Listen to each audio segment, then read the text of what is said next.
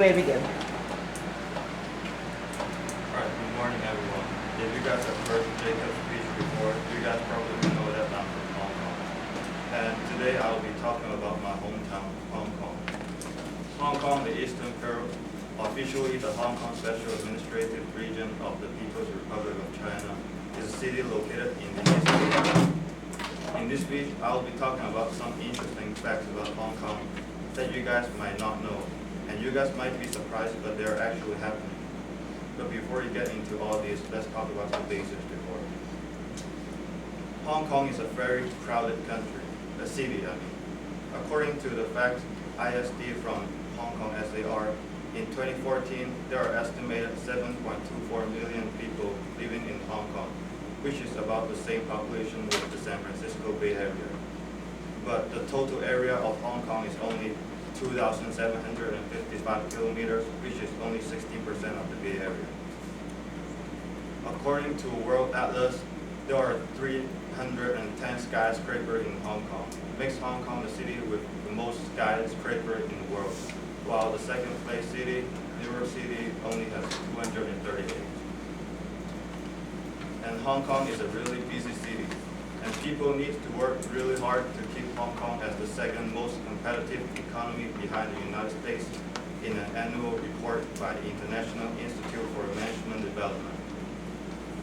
But there are special events that in Hong Kong people really enjoy and give them a chance to relax. And one of them is the Bund Festival. The Bund Festival is usually organized by the residents of the Chan Chao Island between April and May. It was intended to keep the hungry ghosts from living on the island. There will be a huge bun tower built on the island, and competitors will try to climb up on the top and get as many buns as they can in a limited of time. And I have a video recording this.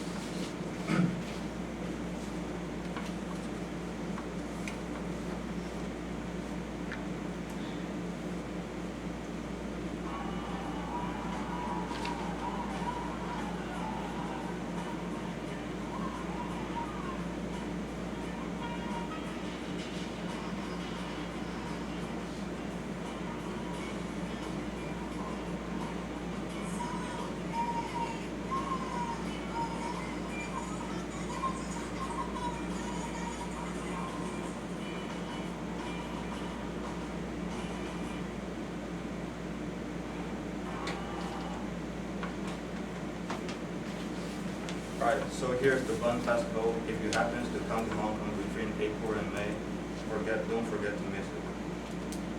I mean, don't forget to go there. So, as you might already know, Hong Kong follows some of the Chinese traditions.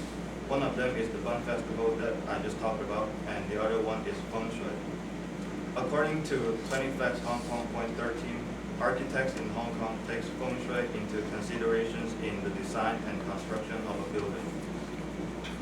David Kennedy, in the book Feng Shui Tips for a Better Life, says that feng shui is a 3,000 years old, yet very practical way to balance your environment and improve your life.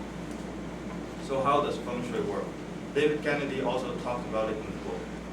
It is the art of using arrangement and placement to improve your life.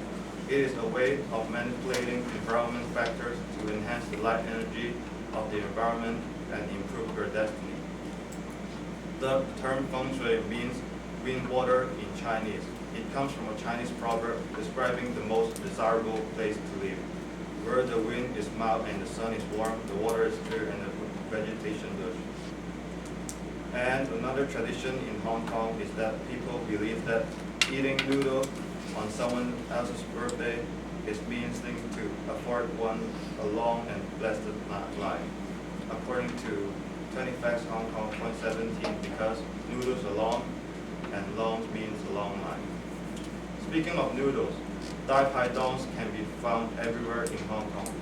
There are fast food noodle stores, and according to Point 16, you can buy a bowl of noodles for around $20 Hong Kong dollars, which is around $2 to $3, which is very cheap considering, as I mentioned, Hong Kong is the second most competitive economy in the world. Speaking about food, we like to have dim sum when we have some extra time. Discover Hong Kong refers dim sum as a delicious meal, an interesting food culture, and the city's favorite pastime all in one. Next time you come to Hong Kong, don't just look at the modern buildings that you might already seen in the media. Take a little time to feel the culture in Hong Kong, and I'm sure you all will not regret it. Thank you very much. Let's give him a round of applause. Thank you, Bryan.